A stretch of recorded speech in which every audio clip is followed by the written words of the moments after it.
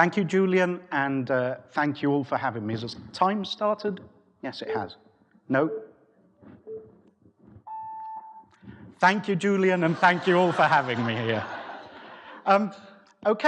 So far, people have spoken today about, about people, mainly about themselves, actually, and egos, eh? But no, we've had some really good talks today. I've been really impressed.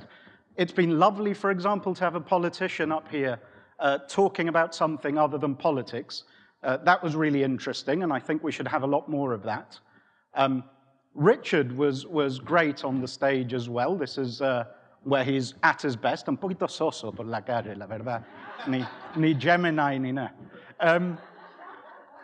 But I was particularly impressed with Tiffany. I was impressed by how brave she was. Not just for coming up here on stage, she'd never done so, but actually once you find yourself on stage, usually you lose your nerves. But I thought she was especially courageous to talk about herself so openly. I don't think I could ever do that. I don't like talking about myself, which is why when Julian asked me whether I might be able to talk about myself, maybe something introspective, I chose to talk about trees instead. Trees are far more straightforward than humans, but they can be very interesting. Few more so than the tree that I'm going to talk about today, the dragon tree, which we're all familiar with here in Gibraltar. Because the first fun fact about the dragon tree is that it's not actually a tree. That's right. It's a type of succulent plant which has a woody exterior, but it's fibrous and pulpy within the trunk. It's got a red sap, which is actually from where it derives its name, because the ancients used to collect the sap when it became resin, and they knew it as dragon's blood. Why dragons in particular, I'm not sure, because there are plenty of other animals that bleed, of course, and they have the added merit of actually existing. But dragon's blood it is. We've got a fantastic collection of dragon trees around Gibraltar, of all shapes, sizes, and some very old ones. This is a huge one at the Garrison Library, one of the largest on the rock. And dragon trees seem normal to us because we're used to seeing them, but actually when you travel around, you'll realize that you'll see very few dragon trees elsewhere. Cadiz, just up the coast, for example, has some lovely dragon trees, but very few around the place. They have a fabulous structure to them as well, and you can actually age them based on this structure, because every dragon tree branches roughly every 15 years. Every time that particular branch flowers, it branches. And so you can count the number of times it's branched from top to bottom. You multiply that by 15 and add, say, between 20 to 40 years for the main trunk. That's the age of a dragon tree. I can see you all aging every dragon tree that you come across from now on.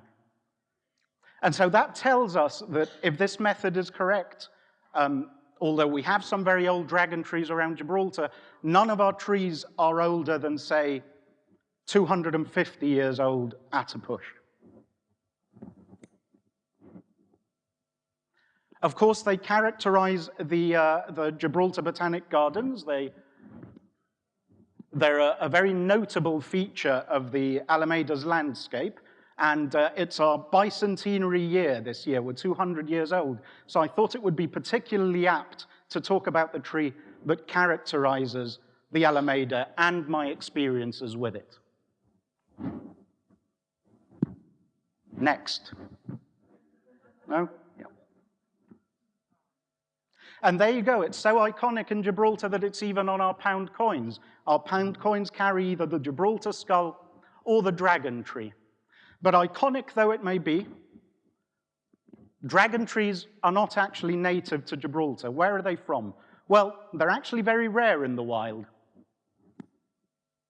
They are from the Macaronesian Islands in the North Atlantic, that is Madeira, the Canary Islands, and the Cape Verde Islands. The Azores are also in Macaronesia, but they're not found in the Azores. I had always wanted to see dragon trees in the wild. I love traveling to see wildlife, and Dragon trees have always intrigued me. I was lucky enough to go to Madeira a couple of years ago, and there are some dragon trees still left in the wild in Madeira. A colleague and I traveled to the only site where they're left, and we were disappointed. It was an anticlimax, because when we got there, there was only a single dragon tree left in the whole of Madeira, in the wild at least. But we had a plan B, because in neighboring Morocco, a huge population, a single but huge population of about 4,000 dragon trees was discovered in the early 1990s. So we visited these about a year ago to see our beloved tree in the wild. And its natural habitat is this mountain up here, Jebel Imzi, in the western Anti-Atlas. The reason why they're only found here is probably because this mountain, being relatively close to the sea, but surrounded by arid land, has a microclimate of its own. You can see there it's shrouded by a cloud that is not dissimilar to our own Levanta. It's also extremely remote, a really charming part of Morocco that's untouched by tourism and where people still lead very traditional lives. It was amazing. We stopped an old man to ask him for directions, and he didn't speak either French or Arabic. And I mean, I don't speak French or Arabic either, but he only spoke Berber. And it was charming in a way that there are still pockets in Morocco that are untouched by the globalizing forces that affect most of the world today. There we go. So we'd been given directions to a village that we should drive to, and then walk up the mountain to see the dragon trees. When we got to the village, we weren't sure whether we were in the right place, because of course it wasn't signposted. But when we saw the inhabitants' gardens, we knew we were there. They were all growing little dragon trees in their own gardens. We asked around for directions, and eventually we found a young guy who was willing to take us to see the dragon trees. His name was Abdul, and he was a fabulous guide.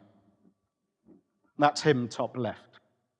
He actually offered to take us to his house first for tea, but we were really eager to see the trees, so we said, we promise to go for tea to your house, but please take us to see the trees first.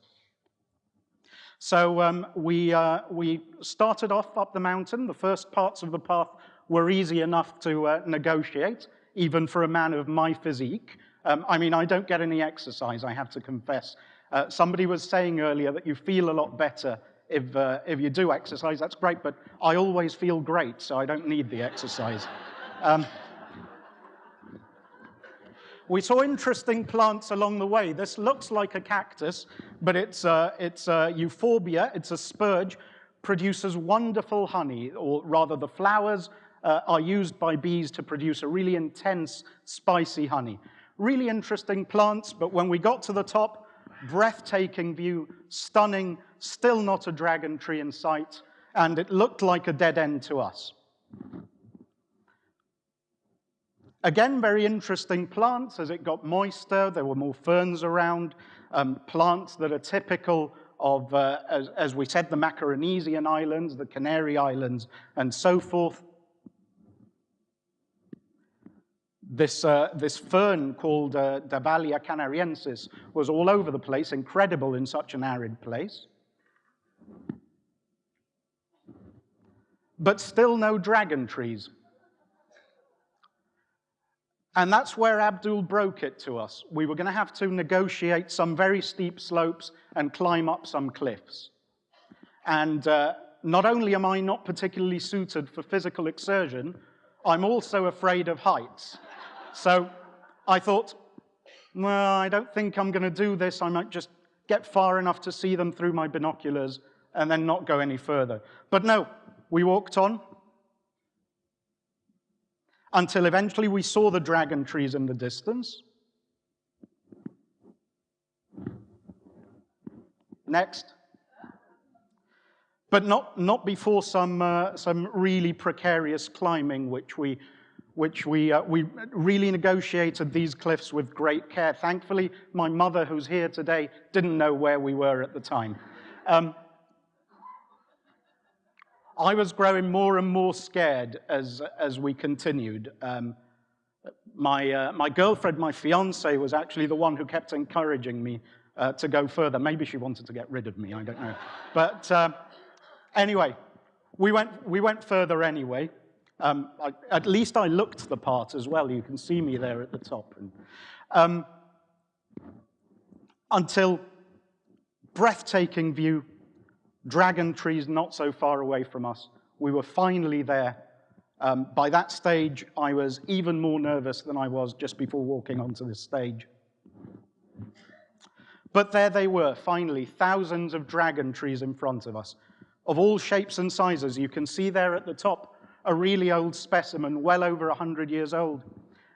And below that, some specimens that are between, say, 20 and 40 years. So it's obviously a healthy population. That's really good news because, as I said, dragon trees are extremely rare and endangered in the wild. Growing mainly on cliffs, which is interesting because Gibraltar now has a feral population of dragon trees. They grow on our cliffs as well, deposited there actually by our lovely yellow-legged gulls, which eat the fruit and then deposit the seeds on the cliffs in their droppings. Something similar must be going on here, although there are no gulls there. And some absolutely huge and impressive individuals too. Not quite as neat looking and as tidy looking as the trees that you see around Gibraltar, because of course, specimens that are in gardens are treated very well, whereas these are exposed to the elements and rock falls and so forth, but still, absolutely beautiful trees that aren't trees.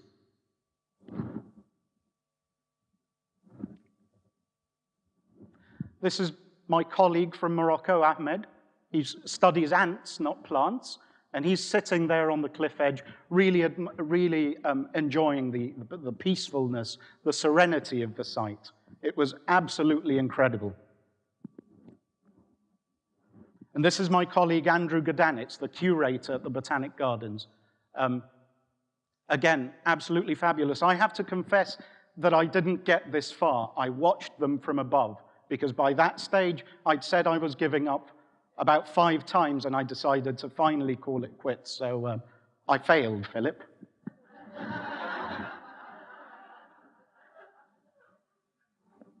Oh, back. There we go. No? There we go. So that would have been the quickest way back down. It shows how steep it was. By that stage, we were all dying. I was dying to get away, even though I really enjoyed it. And we were all dying to get back to Abdul's for his, we hope, traditional Berber hospitality. So we went back around the mountain and to Abdul's house, where he treated us to an incredible spread of food, including that fabulous honey that I mentioned earlier. The hospitality of the Berber people in rural Morocco is absolutely phenomenal. And whilst I was putting this talk together, I was thinking a bit about why I enjoy these experiences and why I love natural history so much. And I think that it's got a lot to do with a sense of adventure, the sense of discovery as well, of seeing things that very few people have seen, and especially of getting away. We're lucky enough in Gibraltar that even though Morocco has a thriving tourist industry, there are still pockets of Morocco that remain unexplored and which no doubt offer some incredible discoveries that are still awaiting us. So if you haven't traveled through Morocco, and especially rural Morocco, please do so. You won't regret it. Thank you very much.